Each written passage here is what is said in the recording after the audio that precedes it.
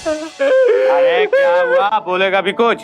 हाँ साहब मेरी बहन, क्या हुआ तेरी बहन को? वो चल गई थी ना साहब। हाँ इन दोनों ने उसको मारा है। ये क्या बोल रहा है? गिरफ्तार कर लीजिए इनको। हाँ गिरफ्तार कर लेते। कैसे लेंगे? चल ले चलो इसको। क्या बोल रहा है? चल। अरे मेरी बात तो सुनिए, हम तो मदद कर रहे थे, ये हमें क्यों गिरफ्तार कर रहे हैं आप? बोलना है पुलिस स्टेशन में बोलना है। चल हम कुछ किए नहीं, हमको क्यों आप गिरफ्तार कर रहे हैं? पुलिस स्टेशन अरे पे तुम जाके क्या बोल रहे हो बताना। यार? हमने क्या किया है? चलना। चल। एक पुरानी कहावत, नेकी कर दरिया में डाल। लेकिन जब नेकी करने वाले कोई दरिया अपने भीतर खींच ले तो क्या इंसानियत का फर्ज अदा करना एक गुनाह बन जाता है? तो क्या दूसरों की मदद करने का इंसानी जज्बा जुर्म बन जाता है? बिल्कुल नहीं। लेकिन पवन कुमार के लिए एक औरत को बचाने की कोशिश ही उसका अपराध बन गई। पुलिस ने उसे ही गुनहगार मानकर गिरफ्तार कर लिया। वो कहता रहा कि वो बेगुनाह है, उसने किसी की जान ली नहीं बल्कि किसी की जान बचाने की कोशिश की। वो पुलिस को समझाने की कोशिश करता रहा कि वो बेकसूर है, लेकिन पुलिस ने उसकी एक नहीं सुनी। ये कहानी है एक ऐसे बेगुनाह शख्स की जिसे सलाखों के पीछे डाल दिया गया, एक सुनवाई तक नसीब नहीं हुई उसे। ये कहानी एक ऐसी गृहिणी की भी है जो अपने पति को बचाने के लिए कानून और न्यायिक प्रणाली से जूझ पड़ी। और ये कहानी है एक बेबाक वकील की जिसने ज्वलित की एक ऐसी मशाल जो क्रांति ले आई पूरे देश भर में, लोक हितवाद के रूप में, पब्लिक इंटरेस्ट लिटिगेशन। सर मेरी बात सुनिए, मैंने कुछ नहीं किया है। मैंने कुछ नहीं किया है सर मेरी बात तो सुनिए सर, मैंने कुछ नहीं किया है। मैं उसकी मदद कर रहा था, मैं निर्दोष हूँ सर। मैं अपने बच्चे की कसम खा के कह रहा हूँ, मैं उसकी मदद कर रहा था और आप लोगों ने मुझे गिरफ्तार कर लिया है सर। यहाँ आने के बाद सब अपने माँ की, अपने बच्चों की, यहाँ तक कि अपने सारे रिश्तेदारों की कसमें खाते हैं। अरे ये सब तुझे ये अपराध करने से पहले सोचना चाहिए था ना। चल चल। लेकिन मैं अपने बच्चे की झूठी कसम क्यों खाऊंगा? मुझे नहीं जाना है सर, मैंने कुछ नहीं किया सर। मेरी बात सुनिए, मैंने कुछ नहीं किया सर मैंने कुछ नहीं किया। मुझे सर मुझे यार नहीं रहना, मैंने कुछ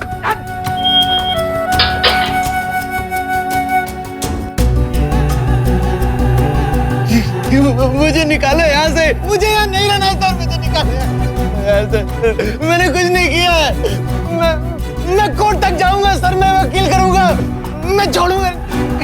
मैंने कुछ नहीं किया है सर, मुझे निकालो सर, मुझे निकालो यहाँ से सर। मैंने कुछ नहीं किया है, मैंने कुछ नहीं किया सर, नहीं रहना। मुझे निकालो यहाँ से, मुझे यहाँ नहीं रहना है।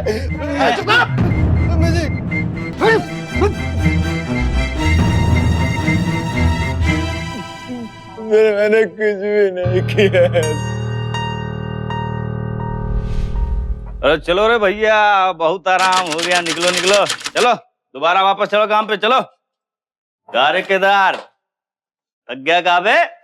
सर अपना बात सुनिए सर। सर हमने कुछ नहीं किया है सर हमने सच में कुछ नहीं किया। बिना कुछ छानबीन किए हमारे ऊपर खून का इल्जाम लगा दिया। हमको एक मौका दीजिए सर, एक वकील करने के लिए। तो तुमको वकील चाहिए? हाँ? पुलिस वालों के काम पर उंगली उठाता है। चलो सीधा काम पे चल। चलो रे।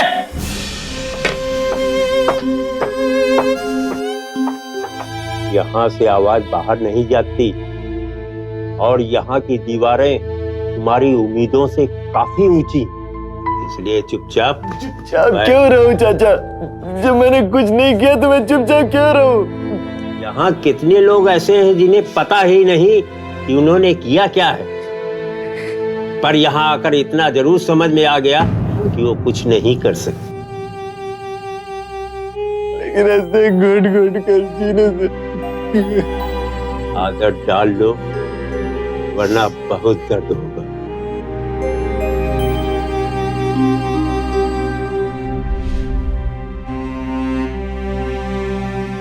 बाबू तू रूठ जाइबे तो हम जियब कैसे?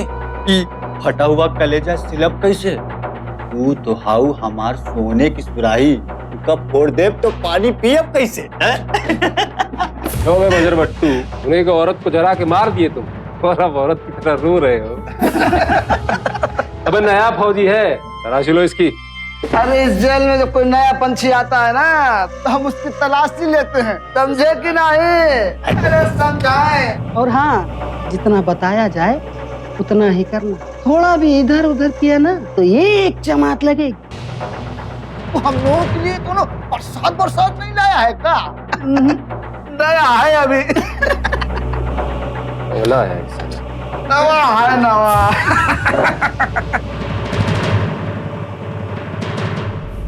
बहुत मुश्किल है पवन के उस दर्द को महसूस करना जिससे वो गुजर रहा था। जेल की दुनिया बाहर की दुनिया से बहुत अलग है।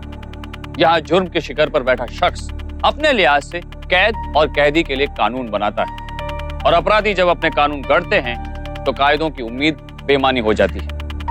पवन को भी उसी घुटन और दर्द भरी दुनिया में जबरन धकेला गया था।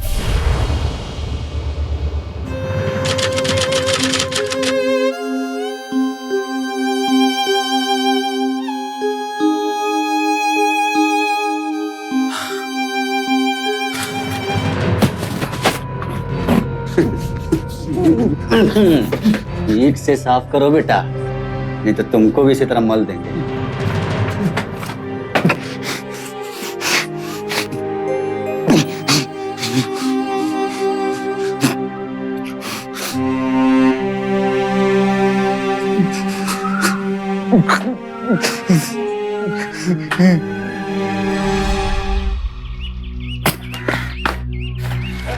अरे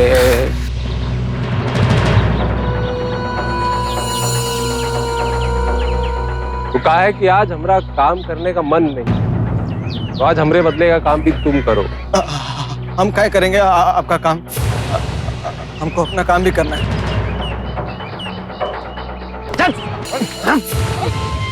बारह साले का कपड़ा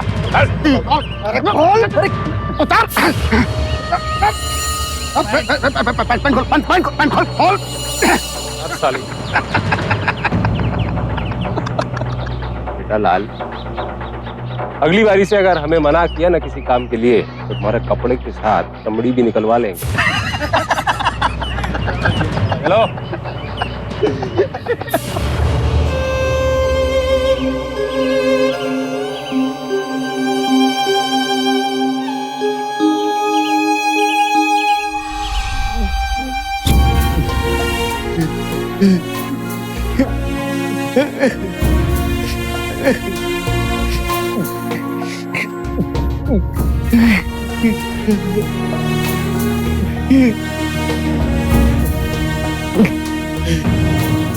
माँ, माँ, पापा कभी आएंगे?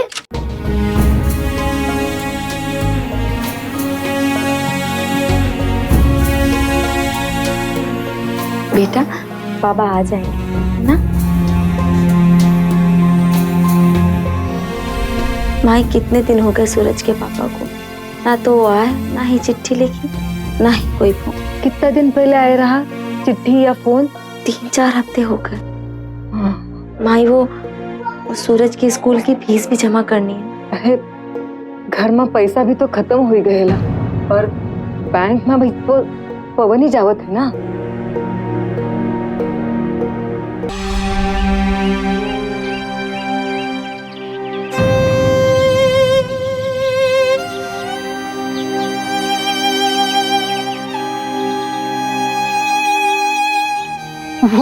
वो यहाँ पर ऐसा कुछ नहीं है जो हमें जीने का मकसद है। वो आदमी को ये बात समझ आ गई थी, पर तुम हैरान मत हो, यहाँ तो अक्सर ऐसा होते ही रहता है।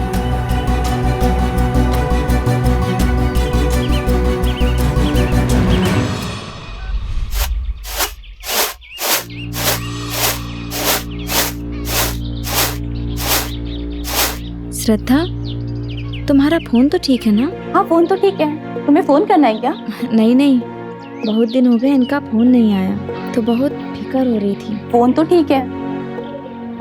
अच्छा, जब पिछली बार फोन आया था तुमने और सूरज ने बात की थी ना? हाँ। इस बार आएगा ना तो पक्का बता दूंगी। ठीक है।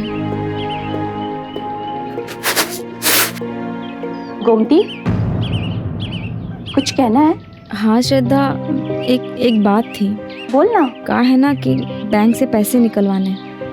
हर बार तो सूरज के पापा ही निकाल आते थे, लेकिन इस बार तो। अच्छा, तू फिक्र मत कर, मैं इनसे कहकर तेरे बैंक का काम करवा दूंगी, ठीक है?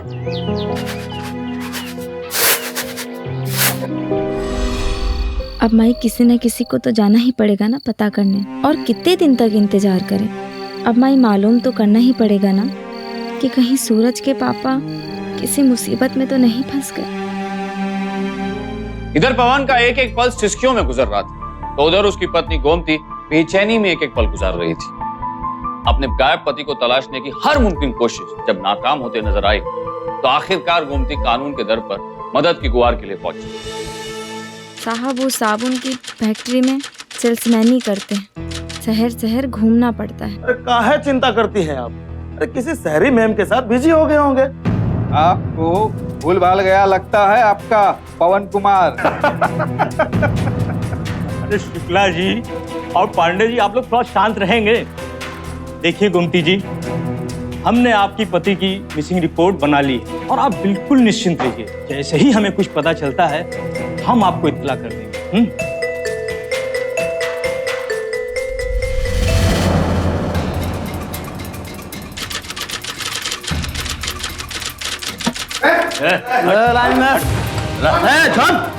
हवा खाने को मिल रही है ना, खा जितनी खा सकता है। क्या जबरदस्ती है? नहीं तो हवा भी नहीं खाने देते हैं हम लोग, समझ रहा है? जो खाने को मिल रहा है खा ले चुपचाप, वरना ये हवा भी नहीं मिलेगी। डालो चाचा, सब्जी डालो इसमें, चावल डालो ना। अरे खा रहे।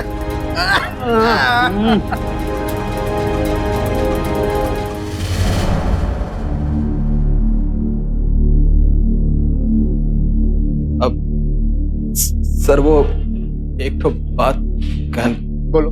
सर वो भीमा और उसके लोग खाना तक छीन लेते हैं हम लोगों का,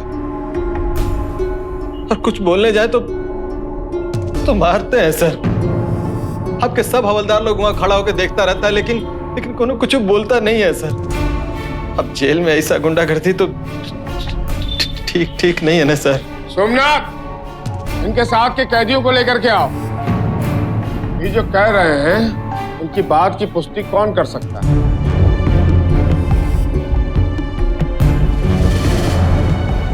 सर हम सच कह रहे हैं, इनकी बात हम कह रहे हैं ना। बहुत परेशान कर रहे हैं सर वो लोग। सोमनाथ, भीमा प्रसाद को लेकर के आओ।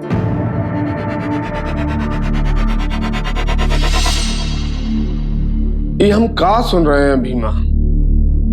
तुम हमारे जेल में इतना फैल रहे हो कि दूसरे कैदी सांस ही नहीं ले पा रहे। हमका माफ कर दिए जेलर साहब, हमसे बहुत बड़ा गलती हो गई।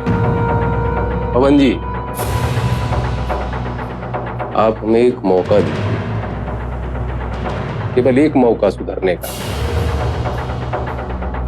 आपको बिल्कुल भी पछताना नहीं पड़ेगा पवन जी।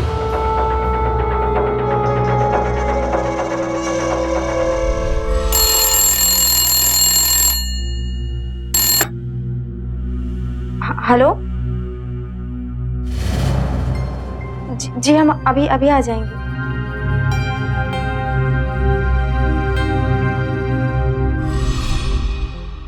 देखिए, आपका पति एक औरत को जिंदा जलाने के जुर्म में जेल में कैद हैं। तुम्हारे पति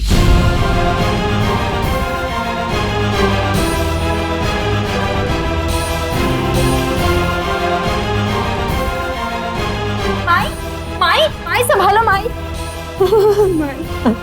पता नहीं क्यों हमें पहले से ही लग रहा था हमारा बेटवा जरूर कोई मुसीबत में फंस गया है। मेरा बच्चा क्या होगा हमारे बच्चे का? बेटी, एक बार फिर से सोच ले, हम भी साथ में आएंगे। अकेले कहाँ कहाँ भटकोगी? माई, आप हमारी फिक्र ना करिए, हम संभाल लेंगे अपने आप को। बेटा, अनजान शहर है और तुम अकेली नहीं, हम ही साथ में आएंगे। नहीं माई, अगर आप हमारे साथ चलेंगी तो यहाँ सूरज को कौन संभालेगा? लेकिन बहू, एक आदमी भी साथ में होना चाहिए ना। माई, आप हमारी फिक्र मत करिए, हम संभाल लेंगे अपने आप को। चलते हैं माई।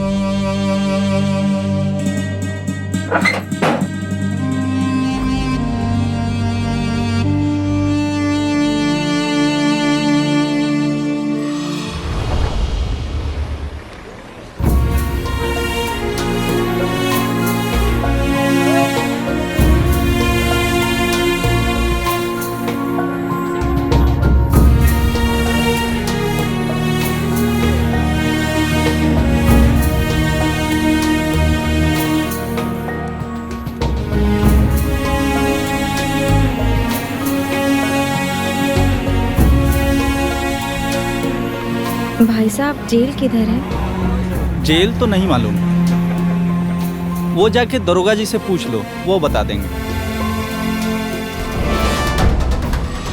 भैया, जेल चलिएगा? हम काहे जेल जाएंगे? हमने कोई अपराध तो नहीं किया है। अरे नहीं भैया, हमको जाना था जेल, छोड़ दीजिए। 2 रुपया लगेगा। 2 रुपया? लेकिन वो बस में तो 10 पैसा में टिकट बनता है। हाँ, तो अगली बस 2 घंटे के बाद आएगी, वही पकड़ लीजिएगा। भैया, हमारे पास सिर्फ 98 है, हमको छोड़ दीजिए। देखिए, अंतिम बात, 1 रुपया से 1 पैसा कम नहीं लेंगे। चलना है तो बोलिए। भैया, 12 आना ले लीजिए, बड़ी परेशानी में हमका जेल तक छोड़ दीजिए। ठीक है, चलिए बैठिए।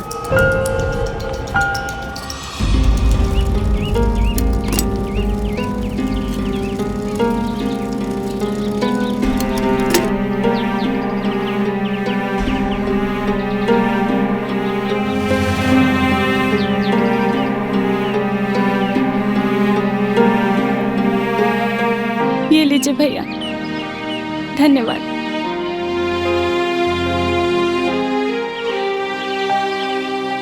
पवन कुमार, इस नाम का कौनो आदमी नहीं है यहाँ। साहब देखिए, से आए हैं उनसे मिलने, मिलवा दीजिए। सलाम सर। अकेला चल रहा है? पवन कुमार को पूछ रहे हैं सर। नहीं सर, हम इनको बोले कि ये नाम का आदमी यहाँ नहीं रहता है। एक बात बताइए, आप पवन कुमार की लगती कहाँ है? साहब, वो हमारे पति हैं। एक बात बताएं हम आपको, यहाँ पर पवन कुमार मिश्रा नाम का आदमी नहीं रहता है। साहब, हम तो आपको बताया नहीं कि उनका पूरा नाम क्या है, फिर आपको कैसे पता कि वो मिश्रा है? खड़ा क्या है? बाहर निकल, चल। नहीं साहब, हम नहीं जाएंगे, हम जानते हैं वो यहीं पे, हमको मिलने दीजिए। छोड़िए, जानते हैं वो यहीं है। छोड़ दीजिए, हम नहीं जाएंगे। छोड़िए हमको एक बार मिलने दीजिए, हमको एक बार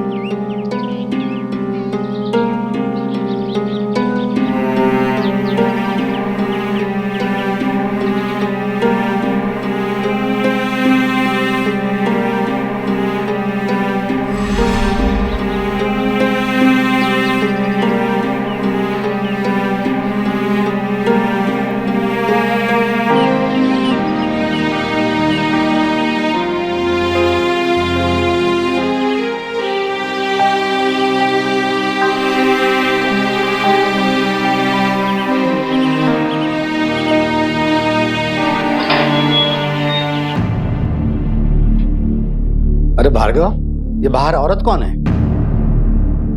पता नहीं कौन है अनुराग जी, आज सुबह से दिमाग खराब कर रखा है।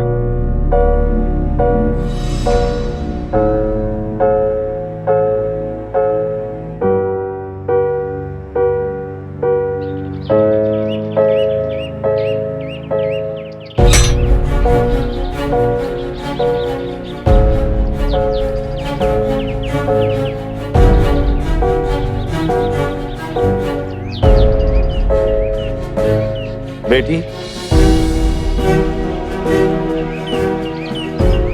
ये सब सिर्फ पैसे की भाषा समझते हैं। ये इतने भ्रष्ट है कि तुम यहाँ गिड़गिड़ा के मर भी गई तो भी ये तुम्हें तुम्हारे पति से मिलने नहीं देंगे पैसों के बगैर।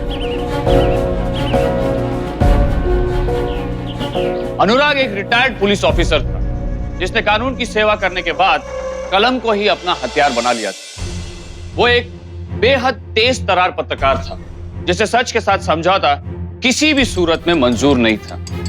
पुलिस में रहने की वजह से अनुराग जानता था कि किस तरीके से कुछ वर्दीधारी कानून का मखौल उड़ाते हैं। वो ये भी जानता था कि जेल के भीतर किस तरह का कानून चलता है। ऐसे मारते हैं, ऐसे क्या हालत बना दिया है? अगर मर जाता तो जवाब कौन देता बताओ?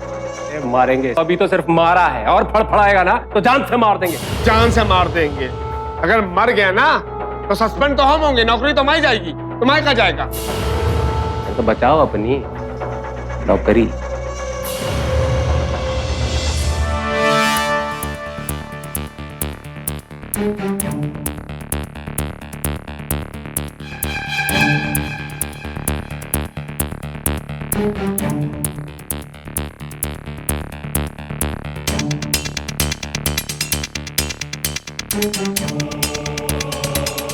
अरे सुनो, ओ उसकी बीवी जो है उसको तुरंत बुलाओ। कछु बात है का साहब? सब अच्छा बात हो गई। जेलर हम है कि तुम? वो जो बुढ़ा है ना, रिपोर्टर है, वो जो उल्टा फुल्टा छाप दिया तो बड़ी गड़बड़ हो जाएगी। तुरंत बुलाओ, जाओ। ठीक है साहब।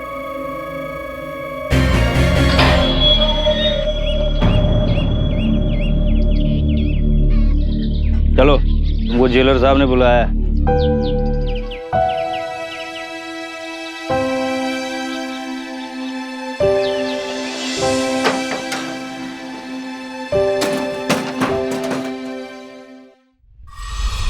आप अपने पति से 1-2 दिनों में मिल सकती हैं। 1-2 दिन? पर दरोगा साहब आज क्यों नहीं? परेड है आज। परेड? परेड? कैसी परेड? अरे जेल की प्रथा है, तुम सवाल बहुत करती हो। देखिए दरोगा साहब, आपको अगर पैसे चाहिए तो आप पैसे ले लीजिए, लेकिन एक बार हमको हमारे पति से मिलवा दीजिए। पैसे की बात करती हो? रिश्वतखोर समझा है हमको। बोला ना 1-2 दिनों में आकर के मिल लीजिएगा, जाइए। दरोगा साहब, वो ठीक तो है ना?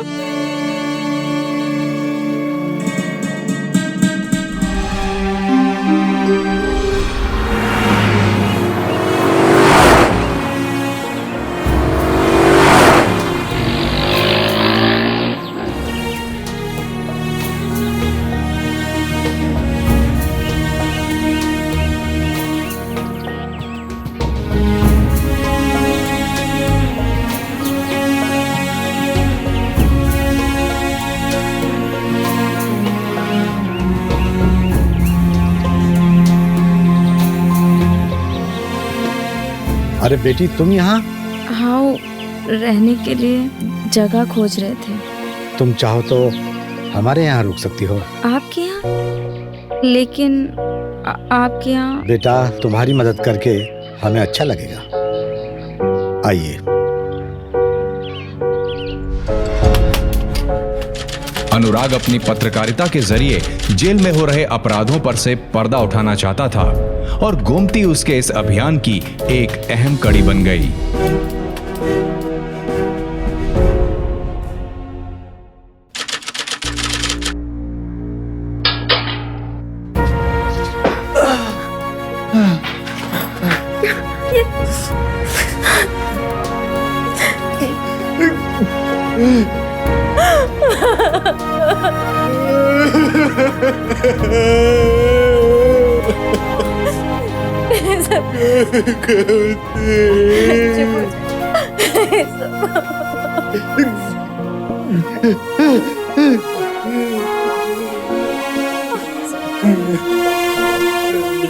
चिंता मत करिए, सब ठीक हो जाएगा। सब ठीक हो जाएगा।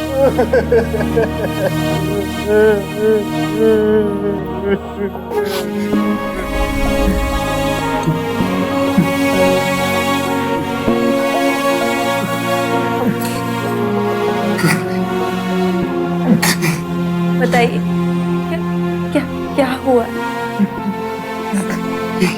हमने कुछ हमसे बचाने गए थे गोमती। सब ठीक हो जाएगा, आप चिंता मत करिए। चुप हो जाइए, संभाल।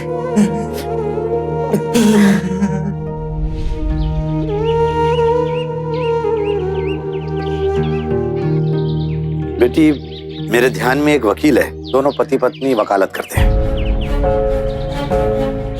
पर हमारे पास तो इतने पैसे हैं नहीं कि हम वकील साहब की फीस दे सकें। तुम इसकी फिक्र मत करो बेटी, बस उन्हें जाके एक बार मिल लो। सीनियर एडवोकेट सुनीता आहूजा और उनके पति गोविंद आहूजा कई सालों से वकालत कर रहे थे। समाज कल्याण के कामों में उनका नाम काफी सम्मान से लिया जाता था। गोमती ने उनके सामने अपनी पीड़ा बयान की। गोमती ने उन्हें बताया कि किस तरह से उसके बेगुनाह पति को जेल भेज दिया गया। गोमती के पति पवन की गिरफ्तारी से जुड़ा यह मामला काफी गंभीर था। कानून की भाषा में पवन जैसे कैदी विचाराधीन कैदी कहलाते हैं, अंडर ट्रायल प्रिजनर्स, यानी वो सारे कैदी जिन्हें जेल में तो बंद कर दिया गया था, लेकिन उन्हें अपनी सफाई देने का मौका नहीं मिला।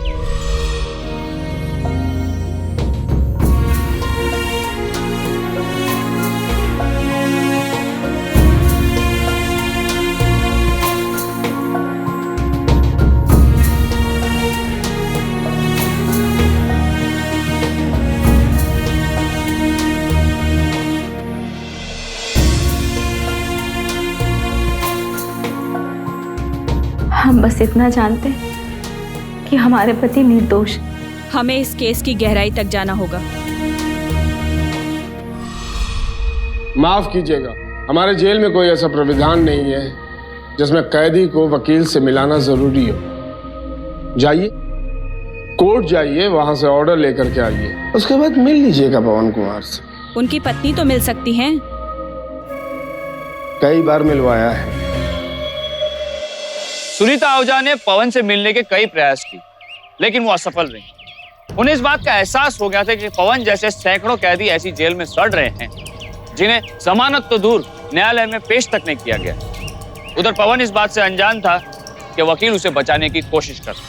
अपनी पत्नी गोमती को मिलकर पवन की आशाएं यकायक जाग गई और उसकी बेसब्री बढ़ने लगी।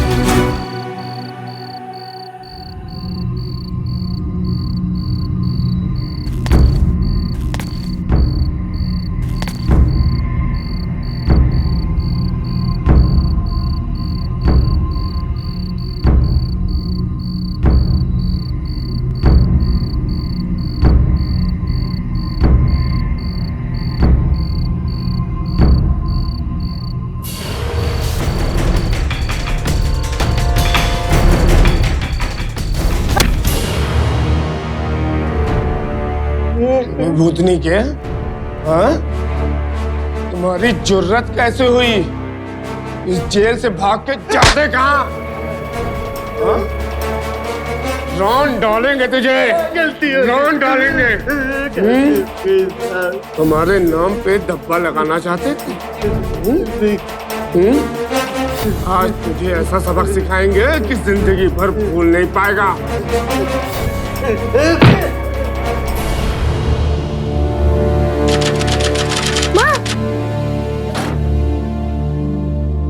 कैसे हो बउआ?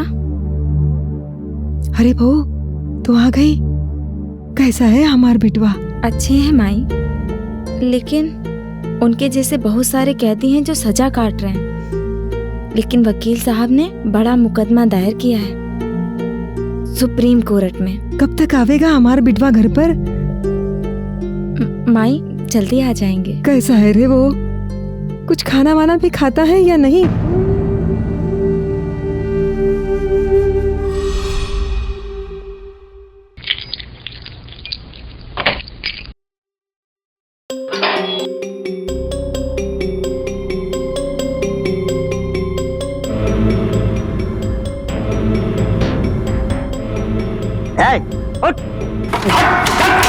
चलो और चल चलो अरे अंदर चल अरे चल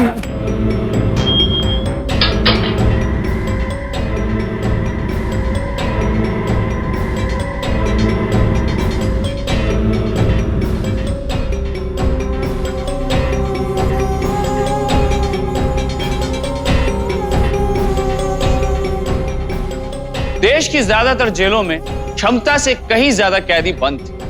आलम यह था कि कैदियों को करीब करीब एक दूसरे पर लाद दिया जाता था। अब इतनी नजदीकियों का बुरा प्रभाव तो स्वाभाविक था और इन्हीं में से एक था जबरदस्ती लोगों के साथ शारीरिक संबंध बनाना।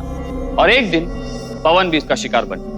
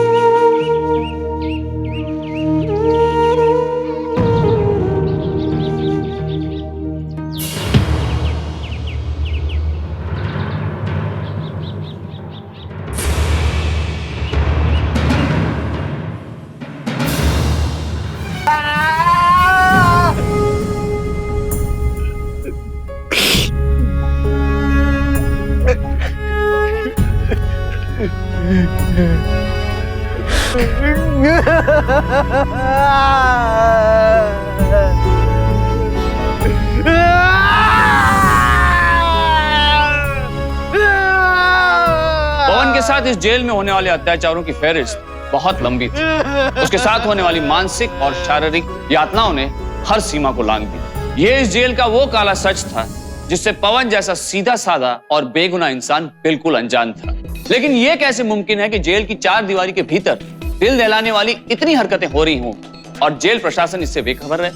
यह मुमकिन ही नहीं कि जेल के आला अधिकारियों और कर्मचारियों को इस बात की भनक ना हो। ऐसे में साफ तौर पर उनकी भूमिका सवालिया ही नहीं शर्मनाक भी थी। और इन्हीं सवालिया निशानों को टटोलते हुए सुनीता आहूजा ने सुप्रीम कोर्ट में हेबियस कॉर्पस याचिका यानी कि अभियुक्त की उपस्थिति याचिका दायर कर दी। इस याचिका में उन्होंने सभी विचाराधीन कैदियों का एक मौलिक अधिकार जताया कि कम से कम वक्त में उन्हें सुनवाई का मौका दिया जाए। योर लॉर्डशिप, पवन कुमार ने कोई जुर्म नहीं किया, लेकिन उसे सलाखों के पीछे सड़ने के लिए छोड़ दिया कानून के पहरेदारों ने। क्या उसे अपनी सफाई देने का एक मौका भी नहीं मिलना चाहिए? हमारी जेलों में ऐसे कई दर्दनाक किस्से हैं जो हमें मजबूर करते हैं भारत के संविधान में झांकने के लिए, जो हमें अपने मानव अधिकार और मौलिक अधिकार की याद दिलाते हैं। मैं जज साहब से दरख्वास्त करती हूँ कि पवन कुमार और उनके जैसे अनगिनत कैदी जो बिना ट्रायल की सजा काट रहे हैं उन्हें रिहा किया जाए। They should all be released unconditionally with immediate effect, me Lord.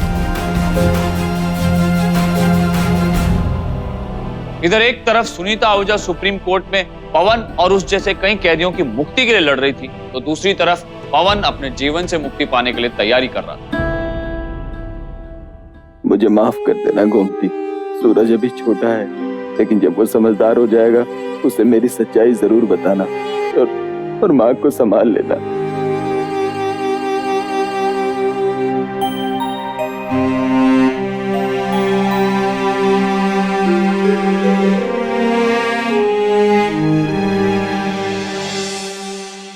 Your lordship, हमारे देश की जेलों में ऐसे हजारों कैदी हैं जिनकी सुनवाई आज तक नहीं हुई, और कुछ तो ऐसे हैं जिनके जुर्म की सजा जितनी है उससे ज्यादा ही वक्त वो जेल में गुजार चुके हैं। ऐसे लोगों को ध्यान में रखते हुए मैं ये याचिका जनहित में दाखिल कर रही हूँ। मेरा खून खौलता है जज साहब जब मैं इनके बारे में सुनती हूँ, पढ़ती हूँ। क्या स्वयं को निर्दोष साबित करने का मौका नहीं मिलना चाहिए? किसी भी व्यक्ति को उसके मौलिक अधिकार से वंचित कैसे रख सकते हैं?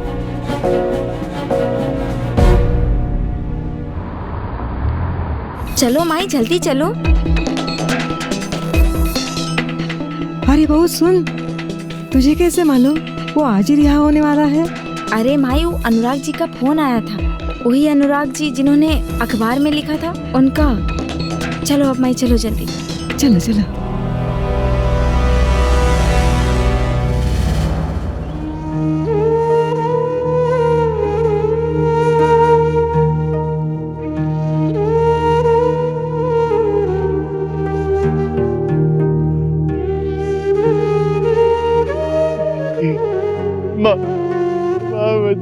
माफ कर देना, मुझे माफ कर देना गोमती, मुझे माफ कर देना। पवन बेटा ये क्या कर रहा है? उतर नीचे। और ये बेटा क्या कर रहा है? नहीं नहीं दादा, मुझे मर जाना था, मैं नहीं जीना चाहता। बेटा तू क्या कह रहा है? आज तो खुशी का दिन है। नहीं नहीं दादा, मुझे मर जाना था, मैं जीना नहीं चाहता। नहीं बेटा नहीं, आज देख हम रिया हो रहे हैं। बाहर देख, बाहर तेरी माँ, तेरी पत्नी और तेरे बेटे तेरा इंतजार कर रहे हैं बेटा। हाँ सच्ची बेटा, सच्ची। चल मेरे बेटे चल।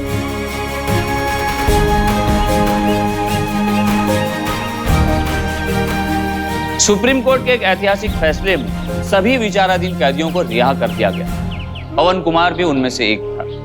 उन सब की गिरफ्तारी अवैध करार कर दी गई। इस फैसले का असर भारत की पूरी न्यायिक प्रणाली पर ऐसा पड़ा कि अगले कुछ सालों में भारत के अनेक राज्यों की जेलों से करीब 40,000 कैदियों को रिहा कर दिया गया। और तो और सुनीता आहूजा के इस मुकदमे ने आवाम को एक ऐसा हथियार दे दिया जो दुनिया भर में एक मिसाल बन गई। लोक हितवाद, पब्लिक इंटरेस्ट लिटिगेशन, जनहित याचिका। ये सच है कि देश का कानून किसी भी आदमी के हितों की रक्षा करने के लिए पूरी तरह से समर्पित है। लेकिन इस मामले में दुर्भाग्य की बात यह है कि कानून की हिफाजत करने वाले कुछ पुलिसकर्मी अपने फर्ज को लेकर पूरी तरह से समर्पित नहीं थे, जिसका खामियाजा पवन कुमार जैसे बेगुनाह शख्स को भुगतना पड़ा। सावधान इंडिया सलाम करता है घर की चार दीवारी में रहकर चूल्हे में आग फूकने वाली उस गोमती के जज्बे को, जिसने जेल की सलाखों को पिघला कर रख दिया, अपने बेकसूर पति को आजाद करा। हाँ, ये सच है कि इस लड़ाई को सुनीता आहूजा और जर्नलिस्ट अनुराग की मदद के बिना जीतना मुश्किल था। लेकिन गोमती को मदद के ये दो हाथ तब मिले जब उसने गुनाह के खिलाफ अपने कदम बढ़ाए। कभी कभी ये सोचकर हैरानी होती है कि इतनी हिम्मत कैसे जुटा पाते हैं लोग। गोमती से हम सबको एक सीख लेनी चाहिए। जुर्म को जवाब देने का हौसला कीजिए, रास्ता खुद ब खुद मिलेगा। सावधान इंडिया, 100 दिन 100 फाइट बैक्स।